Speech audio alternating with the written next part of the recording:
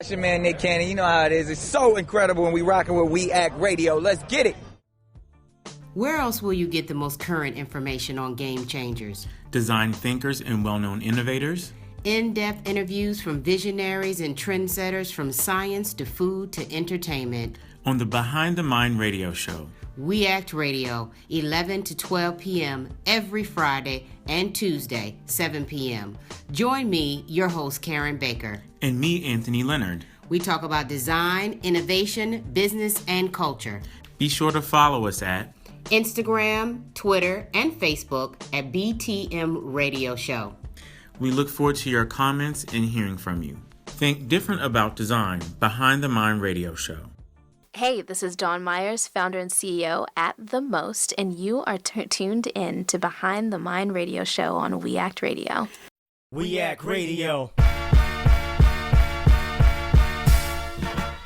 We Act Radio. Behind the Mind, we want to hear from people that find the time to think and create these fine designs and then turn them into real product lines.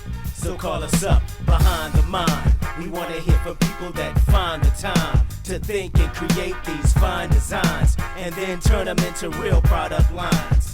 So call us up now, movers and shakers and decision makers, man. True innovators that can elevate us higher than the type of people that really can inspire, man. They get it poppin', turn 40 and retire, man. Movers and shakers, man. Decision makers, man. True innovators that can elevate us higher than the type of people that really can inspire, man. They get it poppin', turn 40 and retire, and movers and shakers, man. Decision makers, man. True innovators that can elevate us higher than the type of people that really can inspire, man. They get it poppin', turn 40 and retire. Behind the Mind, we wanna hear from people that find the time to think and create these fine designs and then turn them into real product lines.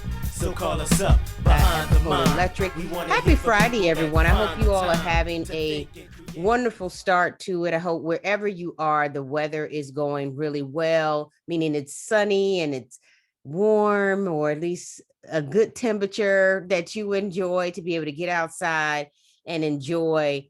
Again, still under what I feel should still be mask on, social distancing, while still enjoying people who you love and care about in that way as well too. So we still want to be safe in the things that we do, because I think people need to be reminded that we are still in a pandemic as well too. So again, welcome to Behind the Mind radio show on We Act Radio. We are really excited after we do our idea of the week and the Did You Know, and we're actually going to do our news and culture. We're going to have that kick off this morning as well too. We'll get the opportunity for a return visit from Kristi Hugstad. She is an author. She's also a certified grief recovery specialist, and she has this brand new book, if you're seeing streaming with us as well on Facebook, called Be You Only Better. I really went through this book, and it is really a lot of really helpful tips. It really is written, she says, for young adults, and everyone else. It really is written for everyone else as well too. I don't think there's anything in here that anyone else can't use, but it really is a good base for young adults to start with. So again, they get into complete adulthood and they'll have these tools already in their tool bag, things that they can reach back to, particularly with an unprecedented year in 2020 and really 2021. They'll have really things that they've experienced that we did not experience in their age group, that they'll now be more equipped to be able to do the things they need to do. So without further ado, let's go into the news and culture with Kelly Maven. Good morning, Kelly. Good morning, Karen. How are you? Good. Let's have you kick it off. All right. This is your news and culture with Kelly Maven Media on Behind the Mind radio show. And I wanted to talk to you about a cool program at MIT. Now, I know MIT is sort of, is an Ivy League school, something that a lot of people think isn't attainable or accessible, but there are online programs where they give free courses and things of that nature for adults, but they also have a new program that they're instituting. It's called Solve. So apparently this event has been going on annually, and what it does is help young people learn to think critically, but in a way that applies to the world. And so, when we're in school, when we're younger, that's not something that's often done. We're often given information and is told to regurgitate it through tests, and then we're scored, and then we're ranked based on that information. But this program is changing the way we shape the next generation of thinkers. They're raising them or training them to defeat social impact issues, to be more experiential in how they do things. And also they're bringing in other youth organizations around the college to work with these students. So that's a very key thing, that they're bringing this to the community. So it's not just for students. So if you know someone near MIT who's involved in a youth organization, who's a mentor, make sure you guys check this out and get that access to MIT, even if you're not a student there.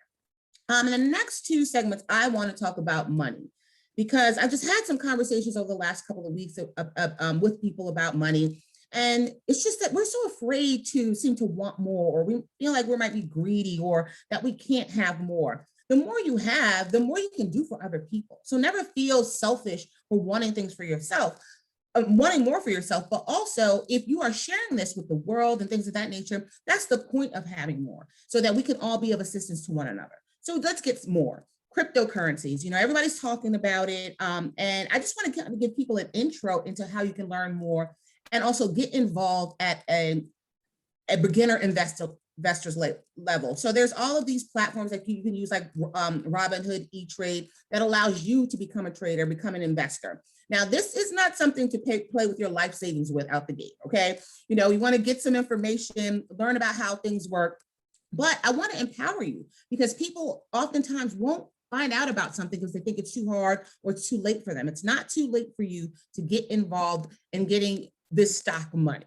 And so I want you to visit nerdwallet.com, which is one of the best finance sites that breaks down things in layman's terms for beginners, and check out cryptocurrencies. Do not buy before you learn more about it. But I know you're hearing all of this news and you should get involved. You should get informed. Nerdwallet.com. And then finally, for my business owners and entrepreneurs, PPP loans. We know that they came out last year at the top of the pandemic. We know that there were so many issues, money running out and things of that nature. But this year, they close on May 31st, and there's still money left. And especially for you small businesses who think you cannot get access, find a community financial institution around where you are. In DC, we know that you can reach out to Congressional Bank, WACIF, the Latino Empowerment Organization. There's a couple of those groups still out here helping people facilitate their applications and getting the money that they need. But also, for those of you who got money in the first round, please make sure that you are handling your loan forgiveness application, because that's important too. Obviously, they are going to forgive these loans, but there's a process, and you don't want to leave that hanging and end up owing something for that help that you received early in the year. So let's start talking about money more, how we can make more money, how we can help each other make more money, and how we can use our money to improve our communities. So that is Kelly Maven Media with your news and culture on Behind the Mind Radio Show. Thanks so much, Kelly. Have a wonderful weekend. We will have more segments on money. We really do need to have it. I mean, we do it like once or twice a year. But yeah, and Kristi talks about that a little bit too. So about helping you with your mental, because you're budgeting and managing your money in a good way. Listen, money problems bring a whole new level of stress and emotions, and you can't be your best self when you're struggling in that way. So yeah, looking forward to those tips, Kristi. You guys have a great weekend. All right. Thanks a lot, Kelly. All right. So let's get to our idea of the week and our Did You Know before we bring Kristi on for our feature. So the idea of the week, street signs are getting really another makeover, because I know we talked about a makeover that street signs were getting at the beginning of the pandemic. So now they're getting another makeover, which makes sense because, again, we have these consistent changes that are going on in regards to how we interact as humans in that way. So this is taking place in New York. They're trying this in New York, actually. So this is running through in Brooklyn. And they're looking at this gentleman called Dylan Conrad. He's a creative director at a company called Canon Design. And they're wondering what it would look like if those universally recognizable street signs were no longer applicable. So he is looking at designing some signs at on his own to explore the idea of what could be different about street signs in how we socialize currently. So the best signs and series that he's looking at is the way that the communication is given to us now. So, it's interesting because people are saying that they walked into a store, without a mask, and they totally felt uncomfortable now by being in a place without a mask, because we've been wearing it for almost near a year and a half, wearing a mask. And some places, in this world have been wearing the mask longer than that. So he's looking at the sign that once prohibited crossing train tracks, now with a handshaking. That's one of the options that he's exploring as well too. He's looking at a fire extinguisher symbol, replacing that with a bottle of hand sanitizer. Now we still need fire extinguishers too. So he needs to, I don't think that can be replaced. I think that can be an addition too, because that's still a safety thing. He's also looking at the don't block message by being replaced with don't hoard, which is really interesting as well too. And so he's got all these different signs that he's looking at in that way. So you can actually take a look at, his name is Dylan Conrad, and see these signs that he's proposing. It looks like he, again, is going to try it on his own in New York and see what comes out of it as well. I'm very interested to see. I don't know that all of these will work. They probably can be an addition too, because some of those signs are safety signs that we need regardless of the changes that we're going through, and like I said, in human interaction as well. So that's the idea of the week, are these changes in street signs, and looking at some different ideas around things that are needed, I guess, with again, not only how we interact, but again, how we move, and then some of the new things that we may need and think about, because the signs have remained the same for decades as well too.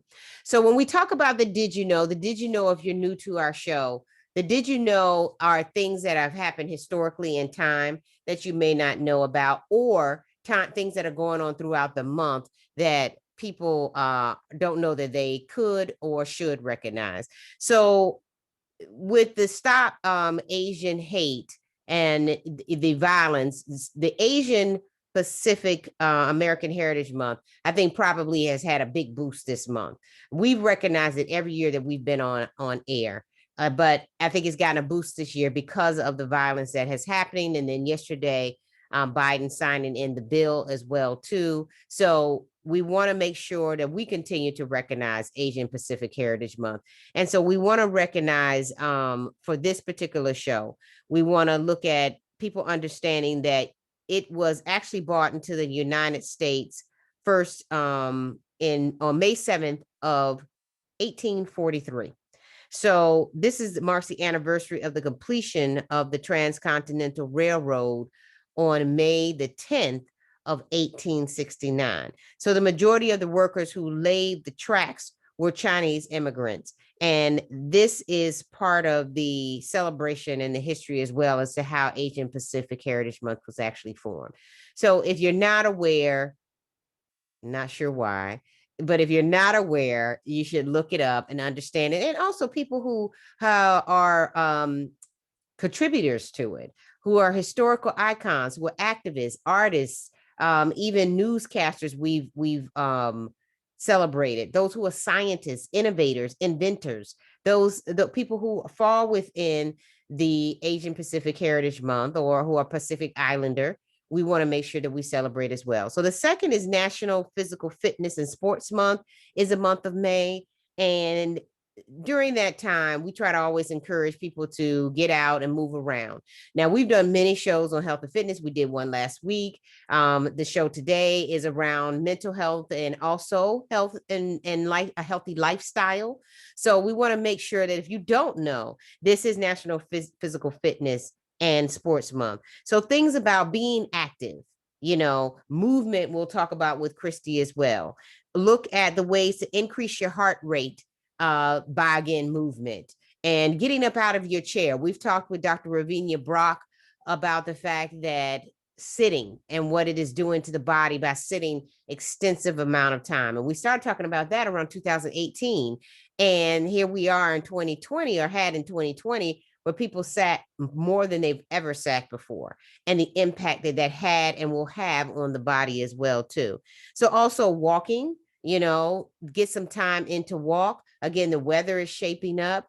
And so it gives it the opportunity, if it was too cold for you and that was something that kept you from, or a hindrance from you getting outside, now you have the opportunity to be out a little more. And if the heat is too much, walk early, walk in the morning, 7:30, 8 o'clock in the morning when the heat is up, or walk a little later when the sun comes down, because it can be a health situation as well, walking in straight heat like that.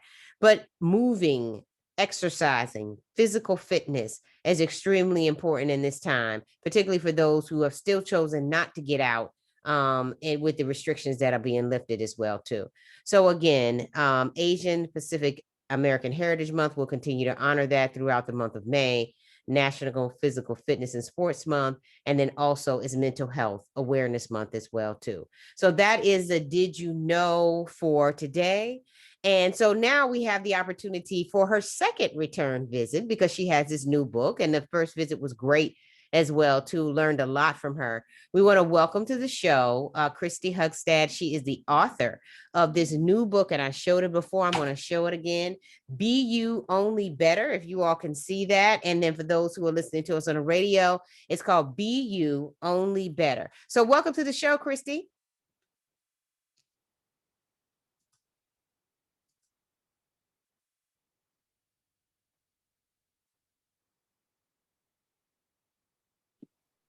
Thank you for having me. Absolutely. Glad to have you. Welcome back. Yeah, pleasure to be here. Yes, for sure. For sure. So I was asking you offline, how things have been going. You said you wrote this book before the pandemic started, right?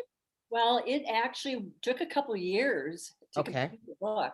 So yes, I started well before the pandemic, just because my passion is all about mental health for young adults. Right.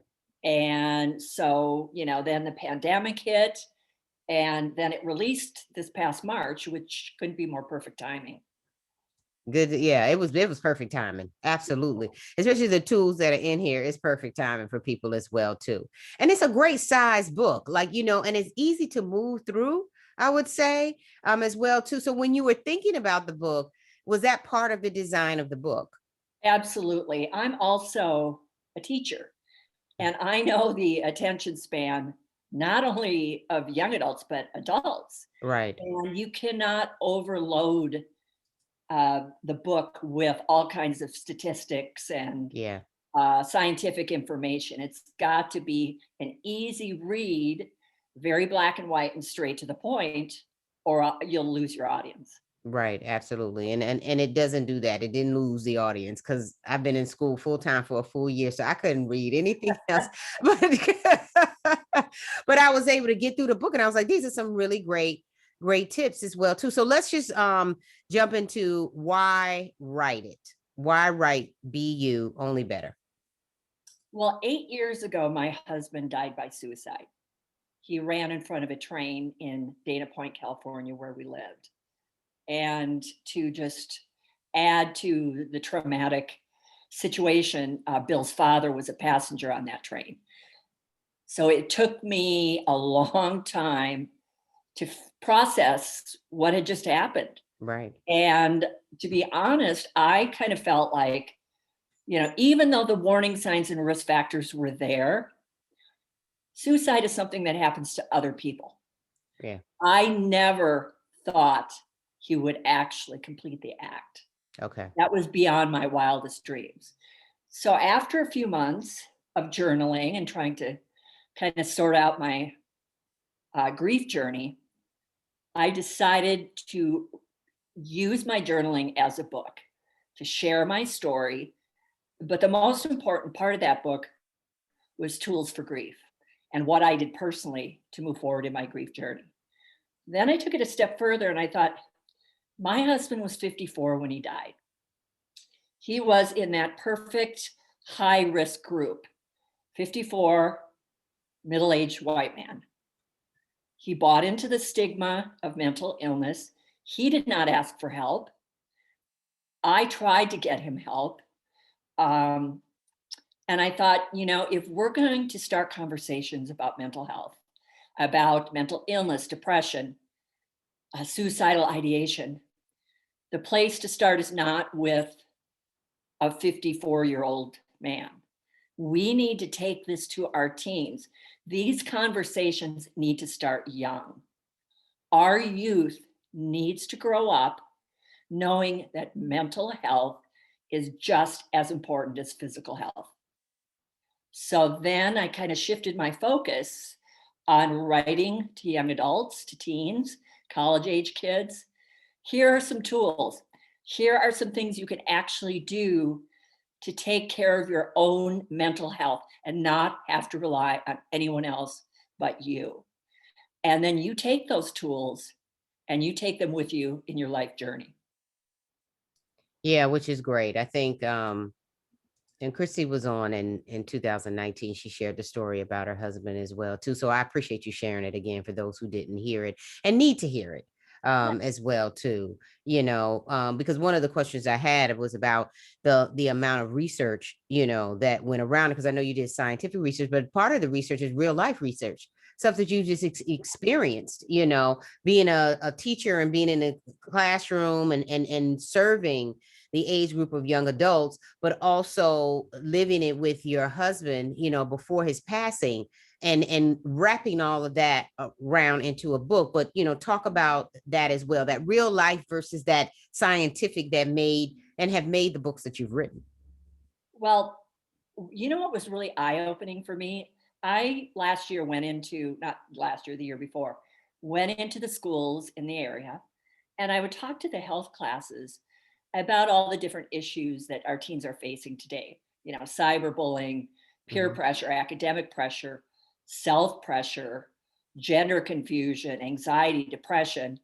And then I told them where to go for help, what to do.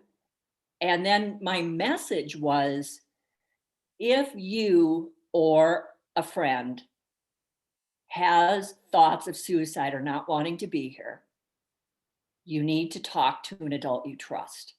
It can be your parent, it can be your friend's parent if they're talking about it, a school counselor, a teacher.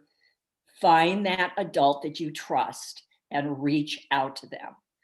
And what was so interesting is that after I would speak to them, there would be a line out the door, because the person, that adult that they trusted, was me, because I was safe. I wasn't their parent. I wasn't the teacher. They weren't going to get in trouble. But the amount of kids that were sitting in that classroom that have never spoken up about them needing help with their mental health was probably 75%. Wow. I had kids that started crying while I was talking because I was speaking directly to them.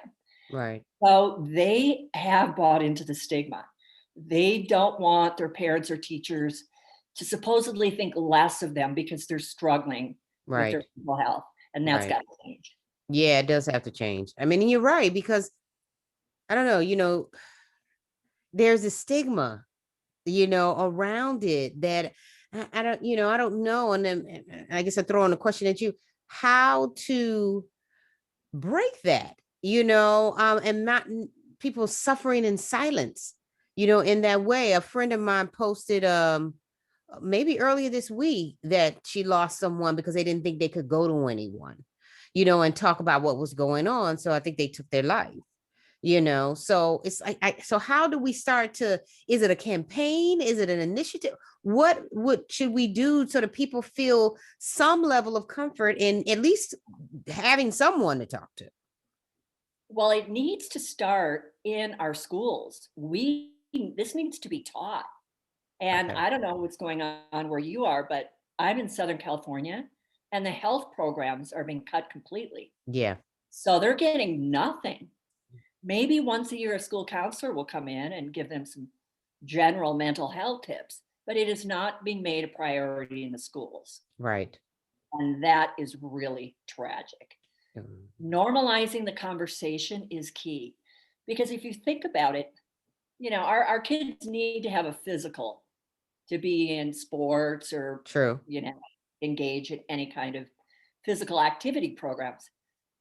Why don't we also have every student have a mental health checkup? That should be mandatory as well. And then mental and physical health are kind of a package deal. Yeah. Because if you think about it, if you broke your leg, you would not crawl into bed for 2 weeks and hope that it healed itself. But if you're feeling depressed, that's what you do. You crawl into bed, you isolate, and then you just kind of wait for it to pass or hope it passes. And when people ask you what's going on, you don't want to admit, I'm depressed. I don't want to be here. I need help, because of that stigma. And you are right, it is starting very young. So we need to have these conversations at home and at school. And Yeah. that needs to happen right away. You're right. It absolutely does. And coming out of a high level of isolation, during this time period, and kids not being able to socially interact, because some people, that does help, to be able to have people around them in some way. I do wonder, how are the schools going to prepare, for this return in the fall? And I think one way to prepare would be to have this in the, ready and part of a curriculum. It should be the first priority. Yeah. Not only that, the teachers and the school staff and the administration, they're all coming back with anxiety. Correct. We've all been in this together for the past year. So all the different resources that any school district can pull together to bring into the schools and help with that is really needed right now. Yeah. Yeah. So, in going through the book, let's talk about the importance of good sleep, because this is very important to me. So the importance of good sleep and this bed checklist that you suggest, which I really love. So talk about the importance of good sleep when you talk about your health overall, and then this checklist that you suggest. Well, I think one of the most important self-care tools is to get adequate sleep. Because when you think about it, let's say you're in high school and you have an exam coming up in a couple days. And as I used to do, I would wait till the night before, and I would stay up all night and cram, and I'd have 2 or 3 hours of sleep. When I got to school and took the test, I couldn't focus. I just wanted to put my head down on the desk and take a nap. So your mind isn't clear, you are not at your best, and you haven't retained that information. So if you focus on getting adequate sleep, you are going to be able to retain what you're studying, and you will be relaxed and focused when you take that exam, or if you're in class just listening to a lecture. And what happens, and that's why I put a little chart in there about, here's what happens after 1 day of not sleeping, 2 days, how about 3 days? Have you ever not slept for 3 days and you actually start to hallucinate? That's very real. Mm-hmm. And after 2 days, do you ever walk around your house wondering where your sunglasses are and they're on your head, or you can't find your keys? And that's the time when you get in those fender benders, because you are not present. So your life and your actions become very sloppy when you haven't slept, and it just kind of spirals out of control.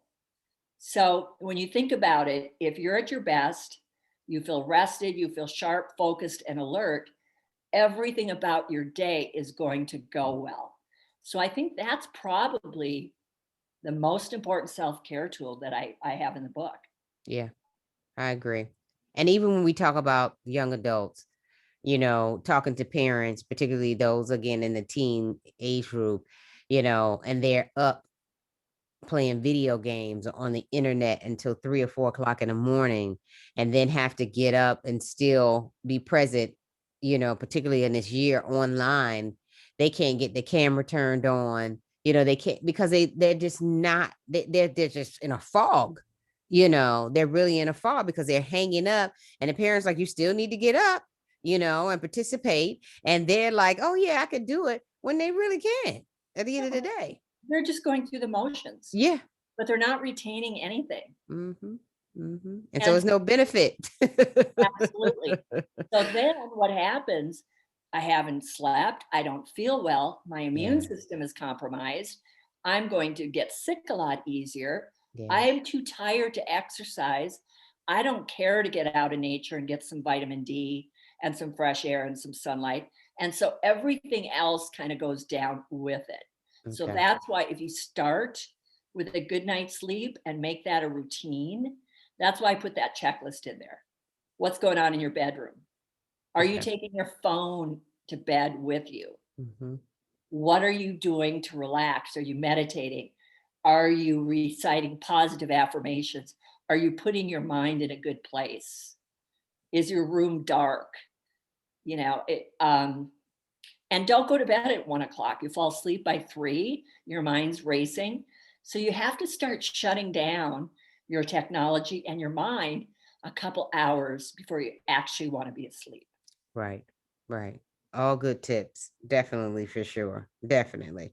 So how often should one check in with themselves? Because you talk about this in the book as well. So how often should someone check in with themselves? I think it's important to make it a routine to do that several times a day.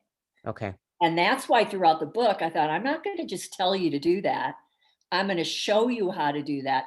So as you are reading the book, I'm going to check in with you and show you how to do that. So for example, I could say to you, okay, there's a little stopwatch, time to check in. How long have you been sitting?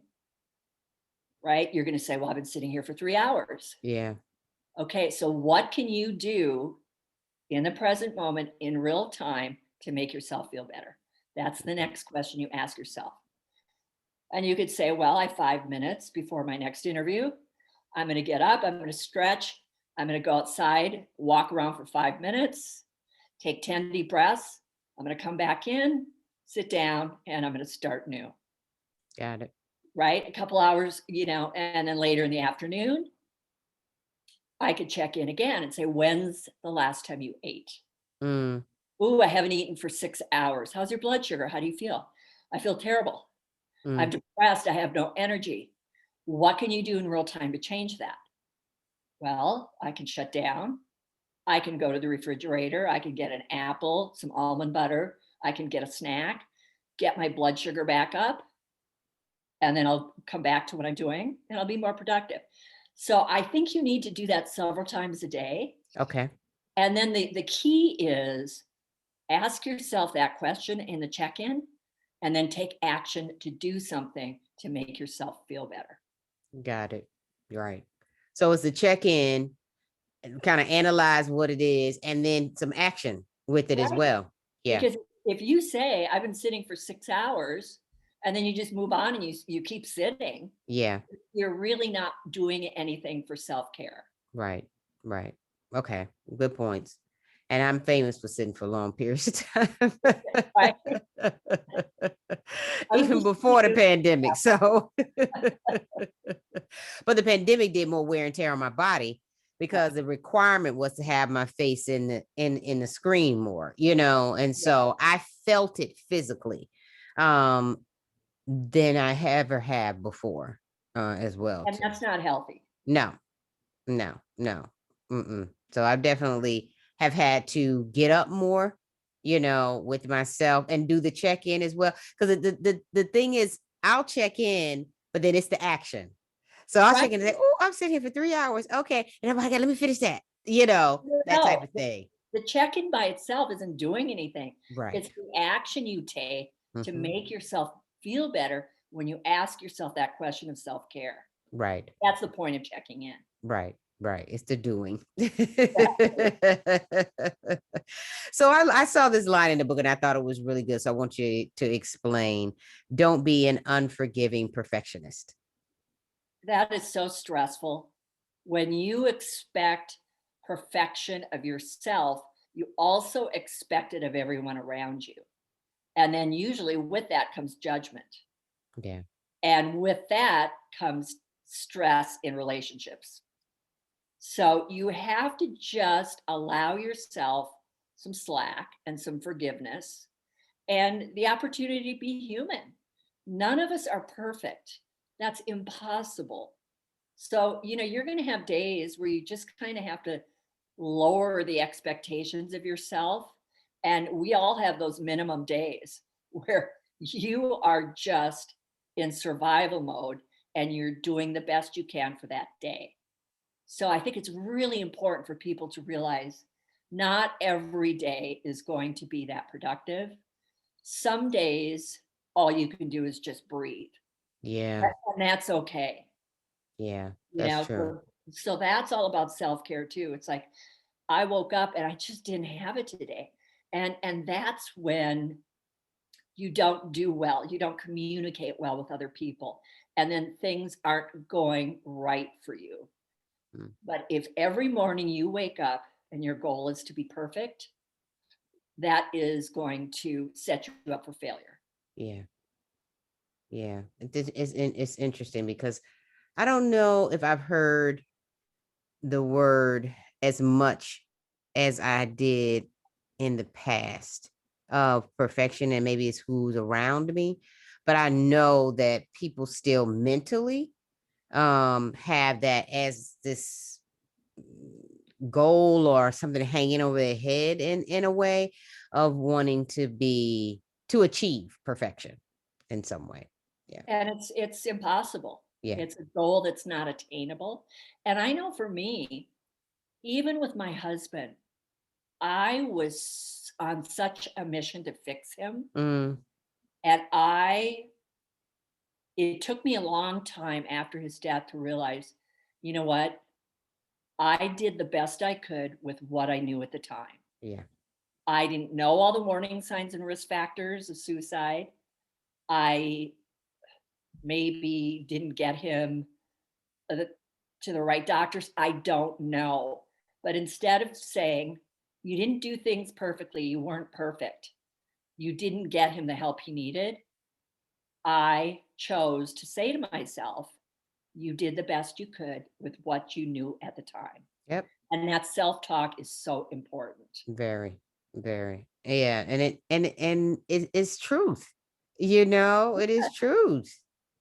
No other way to put it at the end of the day, So, but I understand, it's harder because people want to replay, the things that could have happened, which again can be hard on the brain and the physical body too, of what could have happened because it's living really in the past. Well, I think we all take trauma from our past and we replay it in our minds like a movie with a different outcome. I Okay. replayed that in my head over and over again. And every time I did it, there was a different outcome. He didn't die. It wasn't him. He would come through the door and say, there's been a big mistake. It wasn't me. And I did that for months. Okay. But I think it's your mind's way of just taking in all that trauma and trying to process it. Mhm. And as a result, it kind of turns into this little private movie with many different endings. Wow, that's a great way to put it. Yeah, a really great way to put it. So let's talk about, because we talked about this before you came on air. But no, let's do this because this will give people some more insight into the book. So what are the 5 different types of self-care you Well, discuss in the book? the physical, emotional, mental, social, and financial. Okay. All right. So those are 5 areas. And do you suggest with the book that people go where it's most needed or to go through the entire book? I think you need to do both. I think all of those 5 areas, you need to have tools to be able to handle them. But you're going to find that you gravitate more towards certain areas because maybe that's where you need the most work. Makes sense. So you want to cover all of it, but you're going to be attracted to different components of the book, probably more than others. Right. So we talked about the money, and which I said before you came on, it was part of the book. So how does budgeting and managing one's money play into self-care? Well, money is a huge stressor. And when I think back to myself as a teen or a young adult in college, I remember getting a credit card and thinking I was rich. Yeah. I had a credit card, that was free money. I didn't pay attention to the interest rate or whatever. It just kind of made me think that I had money that I didn't have. And I got myself into financial trouble early on. So financial planning and managing a budget that's realistic for your lifestyle is important to learn at a young age. Because as an adult, you're going to need those skills. But it's amazing the financial stress that young adults have because they're not taught that either. Yeah. They're not taught that in school. They don't understand your credit card could be 20% interest. They haven't been taught to live within your means. And also, teens usually act on impulse. Their brains aren't fully developed until about the age of 25. So they'll make that impulsive purchase. They'll buy that expensive handbag or pair of shoes because at the time they want it. And then later they'll worry about getting that credit card bill. So they're not stopping to think about the consequences first. Like, well, that handbag was $400. With 20% interest, how long is that going to take me to pay off? Right. Do I really need it? They are not going through this checklist of common sense. And so they just buy it because their brains are wired to be very impulsive. So that's really important to learn financial planning as young as possible. Yeah. So what do you think, in addition to your book, where do you think or advice you'd give someone as a teen trying to kind of stay on that track in that way? Because I know I'm like you. I went to college and that's when credit cards showed up. Exactly. They were in the at the university with tables signing us up to get credit cards in that way. That's how I even got introduced to it. It wasn't even through my parents, it was through school. Oh, you can get this card and, all you do is pay it back or pay it off every time you use it, but you never got that. And again, you do think of it like free money. Oh, I just use it. Took me forever to pay off cards that I had from college because of not having financial literacy, understanding, like you said, of the interest. Didn't even talk about that when we signed up for the card at all, It doesn't matter. Yeah. It's free money. Yeah. So what would you think would be the best way, besides with your book as well? Is that something too you think it needs to go into the education system as well? It needs to go everywhere. It needs to, it started at home. Parents need to teach their kids about finances. A lot of parents do. It's an allowance thing. Some college kids are paying rent. Yeah. Just because their parents want to teach them about finances. Okay. So it needs to probably start at home, and it would be great if it was also carried on in the school systems as well. Okay. All right. So have you gotten back or when will you get back into going into the schools again, in the fall? Probably in the fall. In the fall. It's still a little touch and go here right now. Okay. All right. Opening, but it won't be in full swing until next fall. Okay. All right. And you're going to be using this book as a tool to work with young people when you go back into the systems? Absolutely. Okay. All right. Most of the students will have had the book in advance. Okay. So that they can read it and they can come prepared with questions, because I'm only going into the classroom for maybe 45, 50 minutes at a time. Okay. All right. So they'll have the book in their hands. They'll have an opportunity to read it. And then I will come in as the author and field their questions. Okay. Got it. All right. Perfect.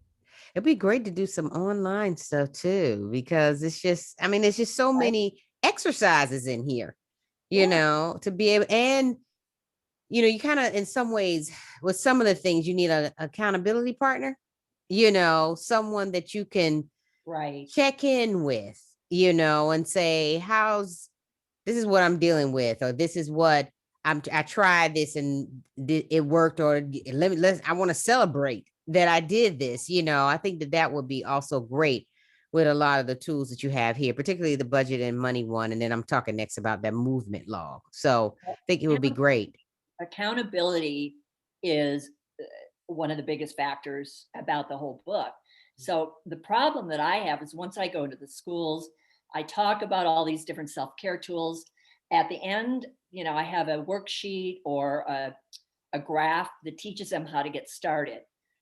But what I would like to do then is go back a month later and hold the students accountable and say, okay, let's see those worksheets.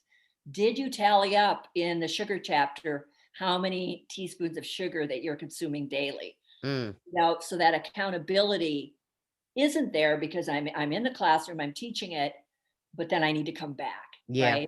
Yeah. Or the classroom teacher needs to hold them accountable. Correct. Yeah. Continue it, Yeah. Keep it going after you've laid the base, Exactly. in that particular way as well, too. So we talked about movement in some way, but you have a movement log in there as well. So, tell people about that and how to best use it as well. Well, again, the log is about accountability because none of these tools do any good unless you know how to get started and you're actually going to make it a routine. So first of all, you need to find something that you enjoy. I can't tell a whole classroom of students that we're all going hiking.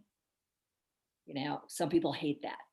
So find out what you enjoy so that you'll stick with it, because it takes about 3 months for something to become a routine, so you'll stick with it.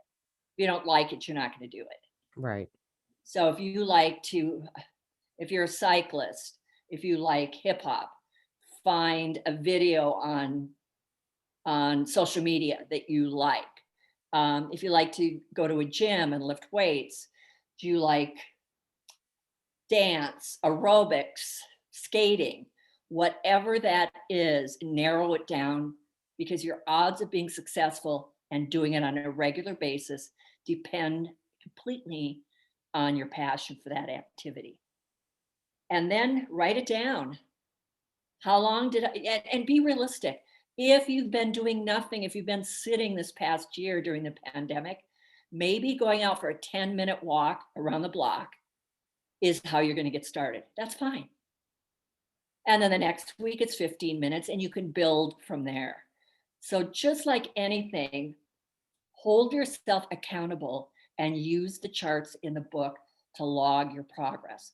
And 6 months from now, when you look back, you'll probably be amazed that I can't believe I could only walk for 10 minutes at a time. Yeah. Now I'm running for 45 minutes.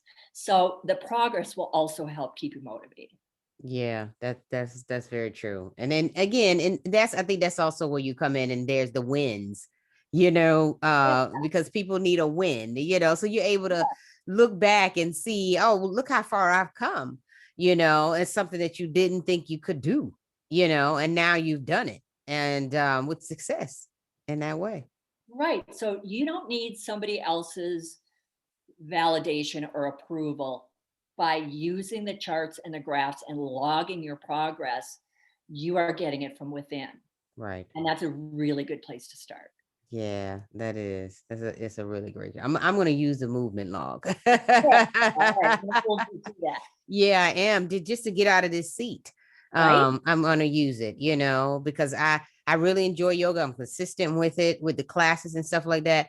But getting out of this seat, that's why I was drawn to it when I saw it. I was like, oh, this is something that I can use to hold myself accountable for getting out of this seat, and not spending the number of hours that I've spent in this seat. Absolutely. It's so important. Yeah. Even if you get up and stretch for 30 seconds. Yeah, that's true.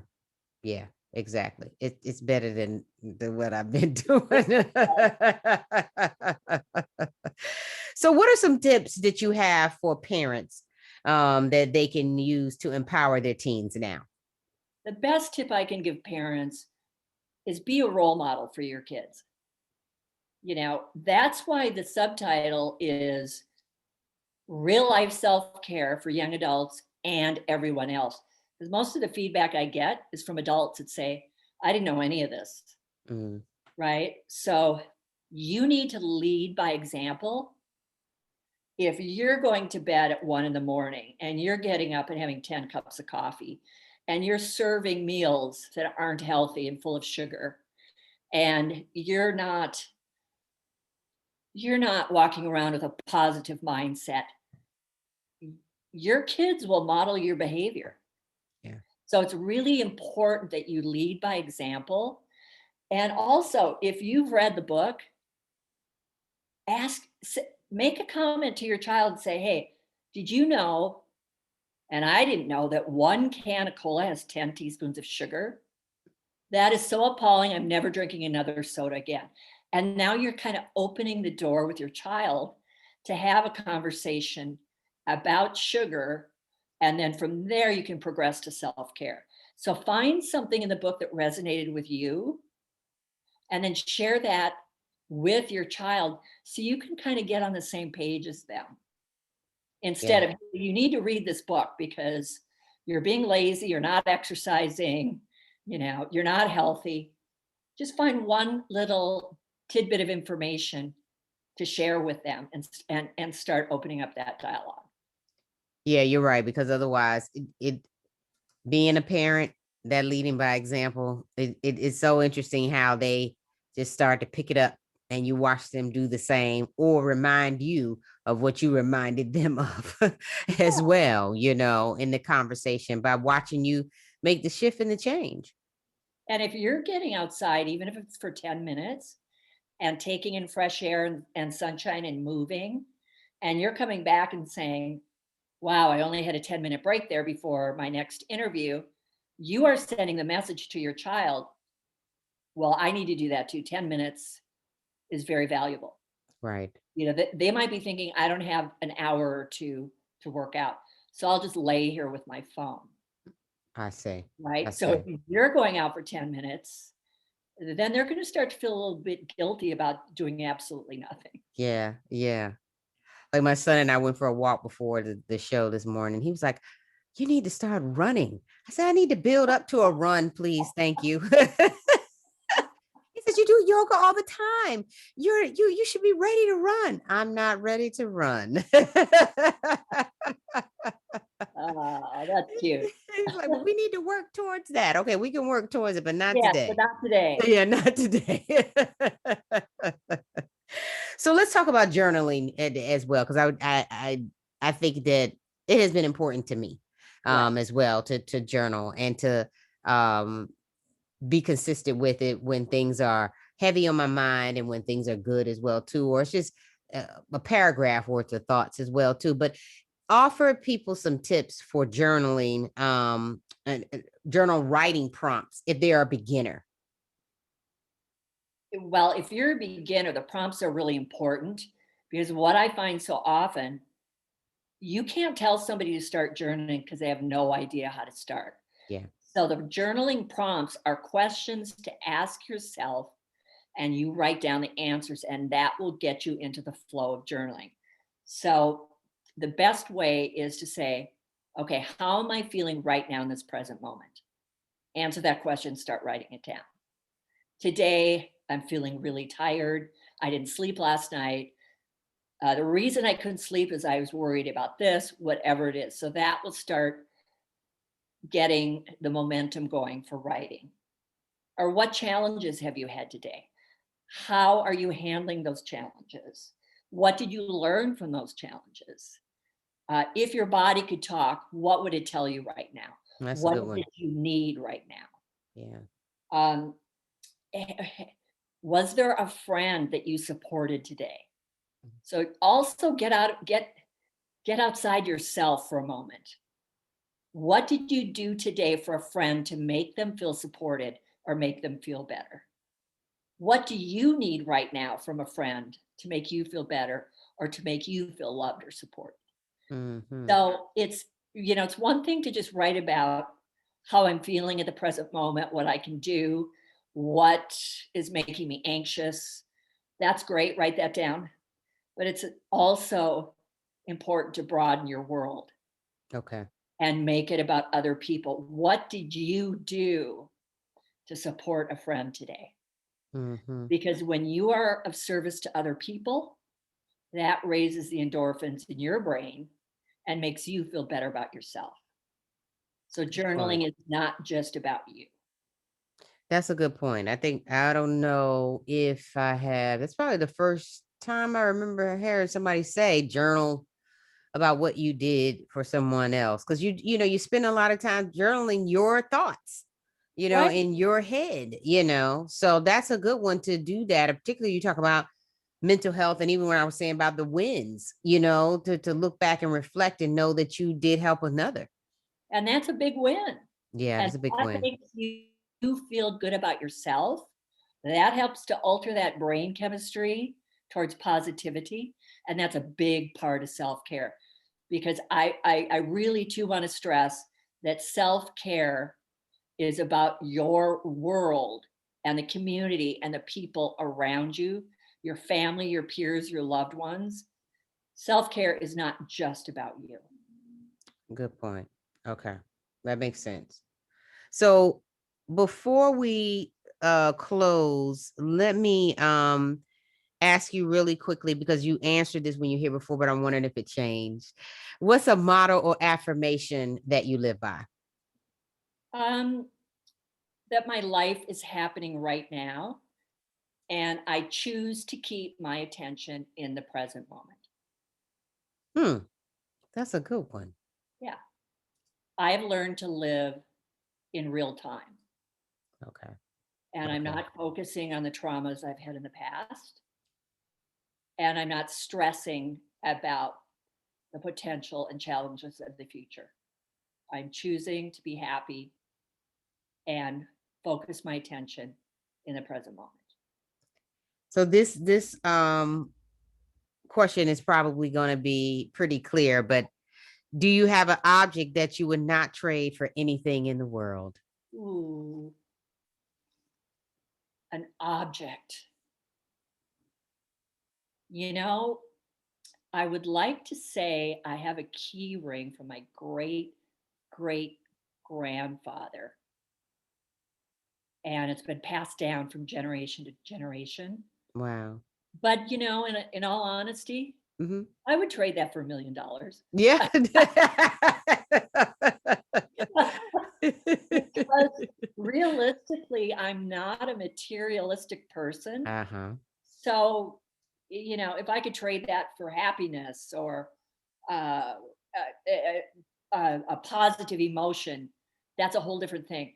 Objects to me don't really matter. I hear you. Yeah. Yeah, I hear you. I hear you. So even to look at the book, thank you for answering those questions too. But just to look at the book, how important is it in having an open mind and patience through the process? Well, not everything is going to resonate with you at once, or maybe not at all. And you need to read the book with an open mind, because all of us, there's not one of us that is taking perfect care of ourselves. Right. We all have room for improvement. We all have challenges and struggles. And the book is designed, even if you got one thing out of the book, it could be life-changing. So read it with an open mind, take in what resonates with you, leave behind what you're not ready to do yet. Because if you read the book and think, I'm a perfectionist, I have to do everything, I have to take each of these self-care tools and do them all now. That's exactly what I'm trying not to do. I don't want to overwhelm you. I want you to have peace and calm and be able to take in the information and process it as you go through life. Right. And when you're ready, then you'll take in the information for the next tool. So it's real important to just do it at your own pace. And don't let anybody else pressure you into making changes you're not ready to make. Yeah, absolutely. That's a great point. So last question before we close, because I think I want to definitely get this one in, is about mindfulness and how it relates to diet and lifestyle before we close. Well, if you're not living in the present moment and being mindful and paying attention to your actions, you're going to go in the cupboard and reach for the chips and the junk food because you're not paying attention. You have to pause and think clearly and make good decisions about your health, nutrition, and exercise. And when you don't do that, your exercise is neglected because you're not carving out time in the day. You're not making it a priority. And you're not thinking, is this healthy? Is this a good choice for me right now? You know, better yet, be mindful. And when you go to the store, don't buy unhealthy things. That way you avoid that impulsive decision-making and impulsive eating choices. So when you think through your day, also think through your meal plan. Okay. I already know what I'm going to have for dinner. I see.